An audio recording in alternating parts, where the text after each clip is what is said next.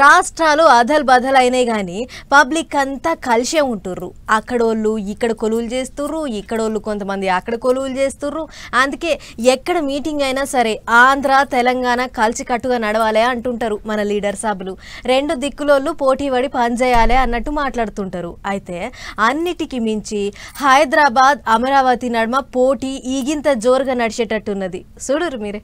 హైదరాబాదు అమరావతి రెండు పోటీ పడాలి, దునియాలనే ఏక నంబర్ కావాలి అంటుంటారు మన పెద్ద సార్లు. దానికి తగ్గట్టే ఏపీ రాజధాని అమరావతిలో పని దాబాయించి నడుస్తుంది. ఇక ఇప్పుడు ముచ్చటి ఏంటిదంటే, ఎట్లయితే హైదరాబాద్ ట్యాంక్ బండ్ చెరువులో బుద్ధుని బొమ్మ ఉన్నదో అమరావతిలో కూడా పెద్ద బుద్ధుని బొమ్మ ఉన్నది. కాకపోతే ఒక్కటే పరకు, హైదరాబాద్ లో ఉన్న బుద్ధ భగవానుడు నిలబడి దీవెనలిస్తుంటాడు, అమరావతిలో కూకొని ధ్యానం చేస్తుంటాడు. ఇక ట్యాంక్ బండ్ చెరువులున్న బుద్ధుని బొమ్మ కాడికి దినం పబ్లిక్ పోతుంటారు, కోటు వాళ్ళు దిగుతుంటారు. ఇట్లనే అమరావతిలో కూడా బుద్ధుని బొమ్మ కాడ అన్ని తీర్ల సవలతులు చేయాలని చూస్తుండ్రు ఏపీ సర్కారు వాళ్ళు. దాని కొరకే 1,85,00,000 విడుదల చేసిండ్రట. బుద్ధుని వనాన్ని మంచిగా చేయాలి, నలుగురు వచ్చిపోయేటట్టు చేయాలి అని చెప్పిండ్రట.